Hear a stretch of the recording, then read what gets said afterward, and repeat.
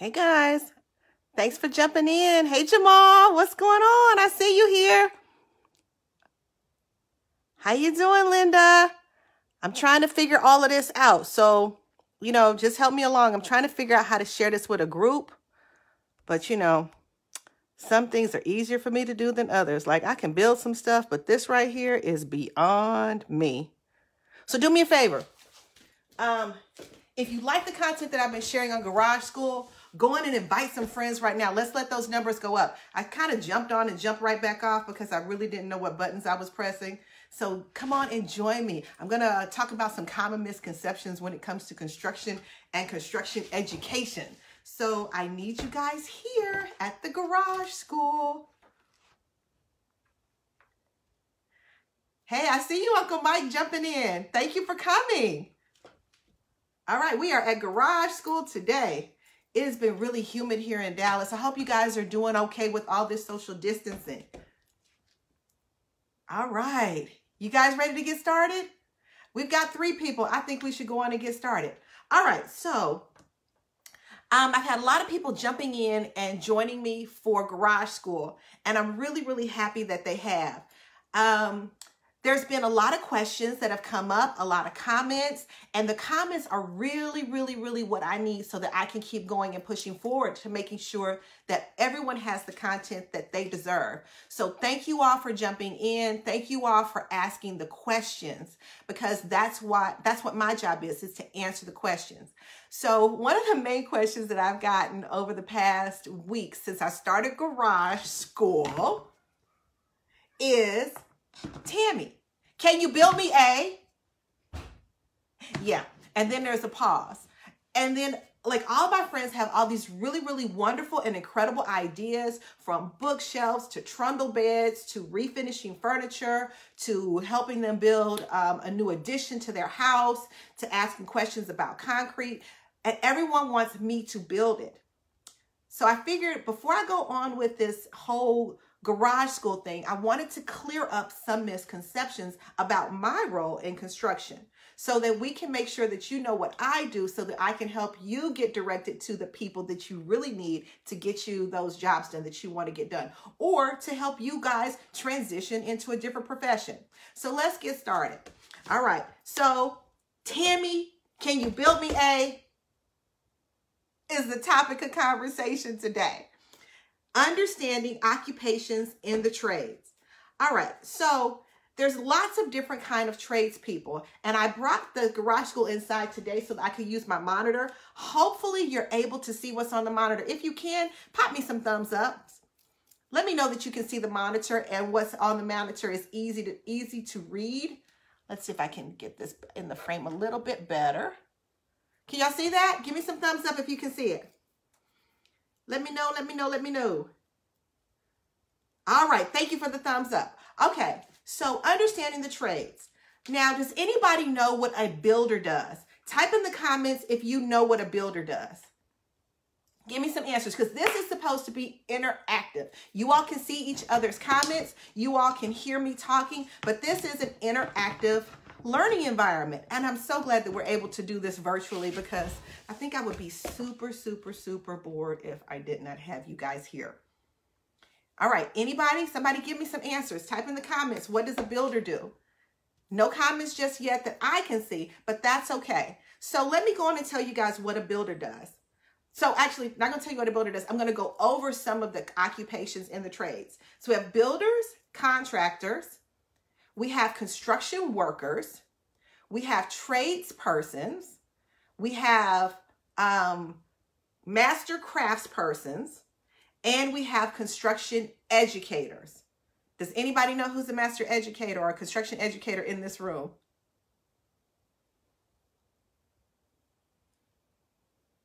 I'm a construction educator. So now let's keep going. What does a builder do? Well, it's kind of simple. A builder manages and coordinates and works on the construction, maintenance, or repairs of residential and commercial buildings. So A builder is the person that does the global management aspect of it. A builder does not necessarily put their hands on and actually bring the project to life, but a builder is the person that pulls all of those people together. Now, mind you, within all of these trades and occupations, there's fluidity because people go in and out of different roles depending on where they fall, okay? So builders do what? Manage, coordinate, and work on the construction, maintenance, of repairs of residential and commercial buildings. Y'all got that? Can you please tell your friends so that they're not calling me and saying, are you a builder? I could flow in and out of it, but it's not what I do. The next part that I'm going to talk about is contractors. Now, contractors is an occupation that is very misunderstood. People say, I hired a contractor and they didn't do this, and this. The contractor didn't the contractor didn't put the outlet covers on. The contractor didn't make sure that the water pipes were hot and cold, depending on the right or the left side. The contractor's job is not to actually do those tasks. The contractor's job, in terms of a general contractor, is responsible for providing all of the materials, the labor, the equipment, and the services necessary for a construction project, and to negotiate between the between the subcontractor and the tradespeople. That's what a contractor does. The contractor does not actually put their hands on the materials to make sure the job gets done. Now, are there people who are tradespeople that do contracting? Absolutely. But when you hire a contractor, they're working with the paperwork portion of the job that needs to be done. They're taking care of the supplies, making sure the timelines are taken care of, making sure that the order of operation is done, and they should have a very good understanding of what pieces are necessary and when each person needs to come in and take care of a particular part of the job. That's the purpose of a contractor. Thumbs up? Thumbs up? Is this making more sense? Is this helping you to dissect and understand what's supposed to go on with a contractor? Because a contractor is different than a builder. Can a builder contract? Yes. Can a contractor build? Yes. But the roles are different. All right? The next person that we're going to talk about, or the next role that we're going to talk about, is a construction worker. Now, a lot of people know that I do construction work. Am I a construction worker? Kinda. But is it my primary role? No, it's not. A construction worker is responsible for on-site tasks such as loading and unloading materials, assisting with operating heavy-duty and light-duty equipment, and removing debris. So does that sound like what I do? Yeah, in some capacities. Like I said, some of these things flow in and out of one another. But am I a construction worker? Not necessarily. Okay? Next. Tradesperson. Anybody know what a tradesperson does? Tradespersons. You know what they do? Anybody know what a tradesperson does? You know what? Tradespersons are sometimes highly under-respected. And I need you all to start respecting trades workers, because trades workers are really the ones that get things done. They specialize in a particular occupation. They do on-the-job training most of the time, and sometimes, oftentimes, they have a formal education after high school that is equivalent to college. They'll go to a trade school. And if anybody thinks a trade school is easy, it is not. The same number of hours are required in trade schools, the same amount of studying, the same amount of time is invested that you would invest if you were in a college classroom. The difference is you have to have your hands on the materials and you have to demonstrate a physical project or product as opposed to a literal product or project exclusively. Now, there is writing involved. There is computer work that's involved. People who are tradespeople and get some type of formal education, they are actually studying. And a lot of times, not only are they studying, but they're also doing work during the daytime hours, and they're doing their trades skilled education after their work hours. So they're kind of tired when they're doing it, but there's a lot that can be done there's a lot to be done in terms of being in a classroom setting. And I use classroom loosely because the classrooms actually look like construction sites and they're built into the facilities. So tradespeople have a lot of extra formal education. And I want you to regard that very highly, because a tradesperson goes to class. They have to study. They have to know the ins and outs. They have to know, all of the different materials. They have to know the safeties. They have to know the sizing of different materials, what's common, what's standard, what's not common. They have to know the history of different environments. So tradespeople are very, very highly educated, and I need for you to know that, grasp it, and pass that along. That tradespeople are very, should be very well respected, to say the least. All right, next slide. Master craftsperson. Now, I know some master crafts people, and when I tell you they charge top-notch, high dollar for the work that they do, as they should, because the work that they do as master crafts people is they are able to hone in and understand specifics about a workplace. So as I said, they are highly, highly skilled persons in a particular craft. Oftentimes you find them in welding, electricians, plumbers, metal workers, carpenters, framers, roofers. These are highly qualified, highly skilled people. They work on usually the same types of projects over and over again. So if you were to hire a master craftsperson, and that master craftsperson has the specialty of doing moldings and finished moldings around your house, like for your crown moldings or your baseboard moldings, or even building out fireplace mantles, and you turn around and you ask that person to say, hey, why don't you build a cabinet in my kitchen for me? They may be able to do it, but that's just not their specialty. So when it's someone's specialty, respect that that's their specialty. It's similar to saying, well, you're a doctor, so even though your degree says dentistry, you can look at my eyes and see if my eyes are okay.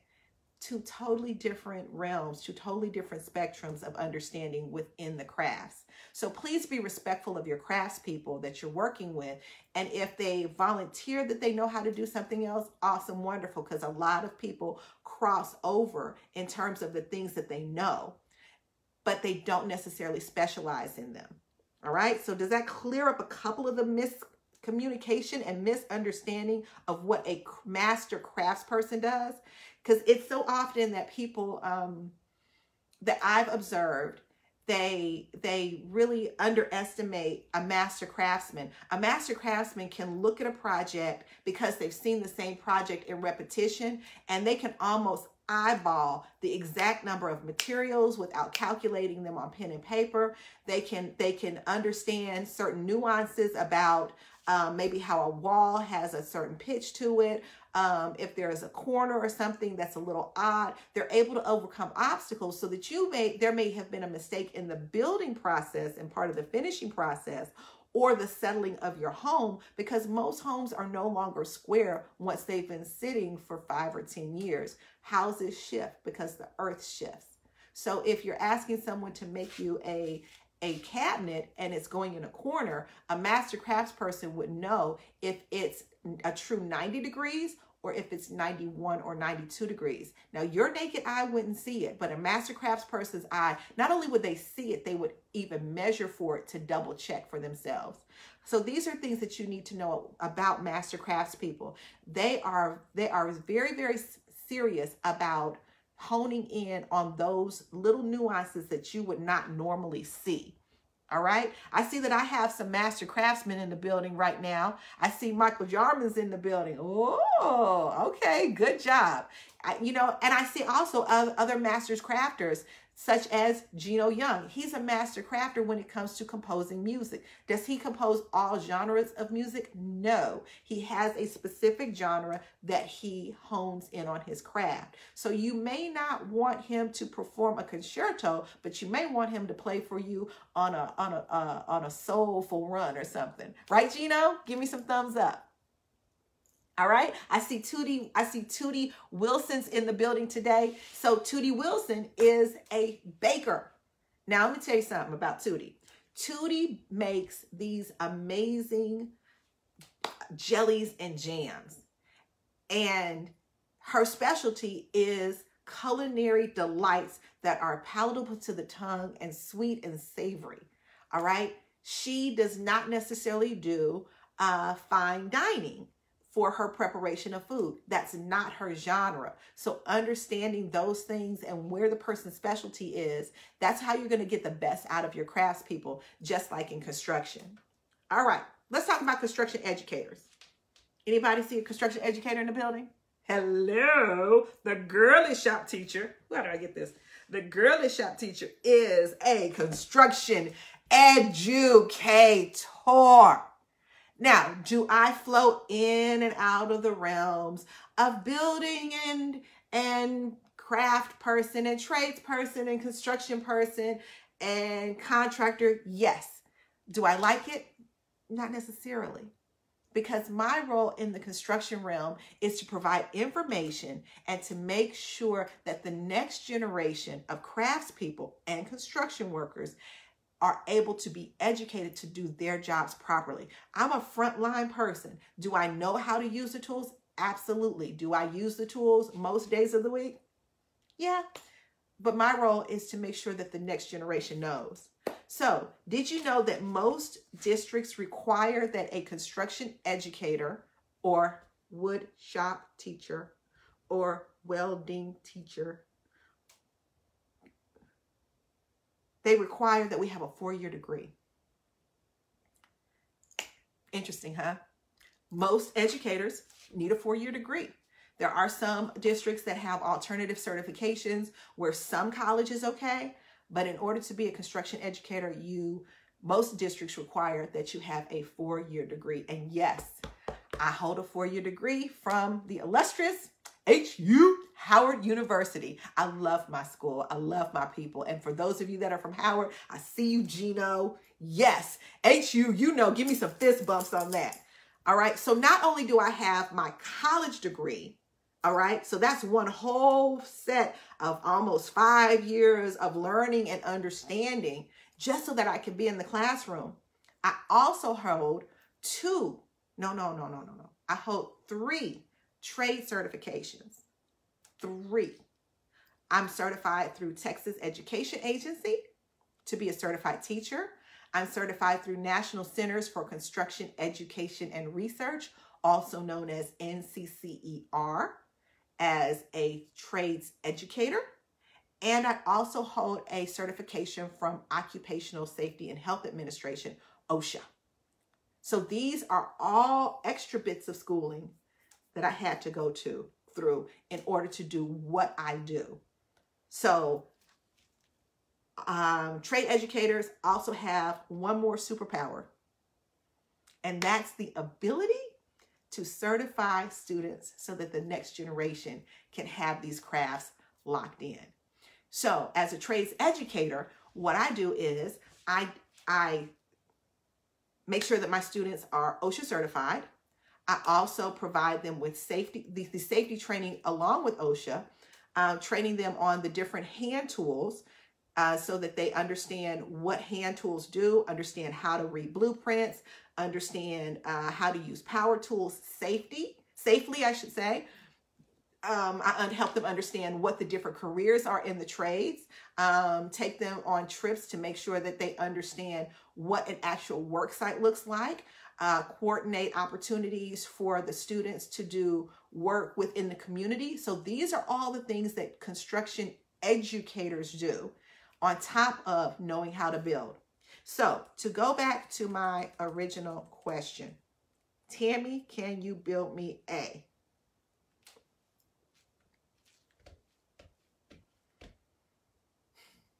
I understand you want your desks built. I understand you want your bookshelves built. I understand you want me to help you frame out a house. I understand you want me to help you with your contractors. I get all that.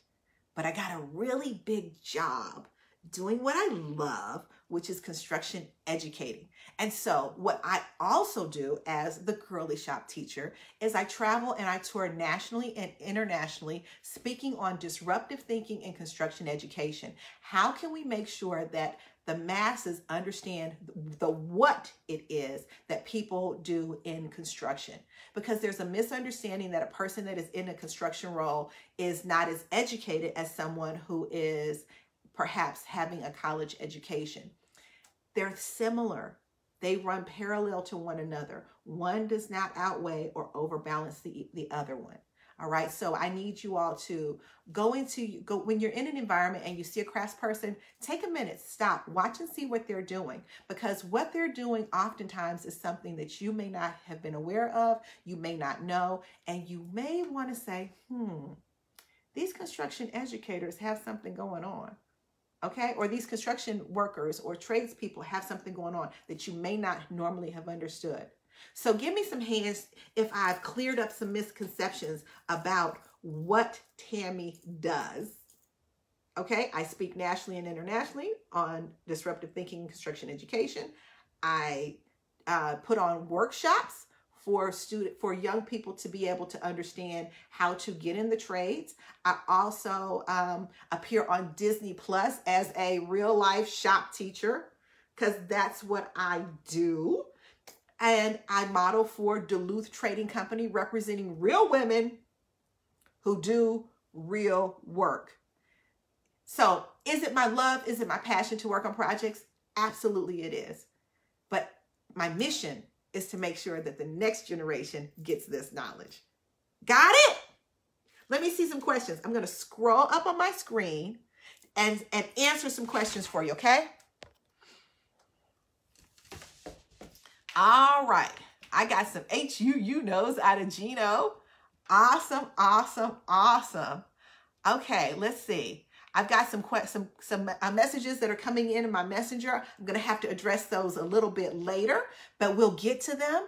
And I see that that's from one of our beautiful women in the construction industry, Demetria Benavides. So any questions, comments, concerns? I tell you what I'll do, because it's a little bit easier on Instagram to chime in and have a conversation. Give me some hands ups. Throw your hands up if you want me to leave Facebook and do Instagram Live.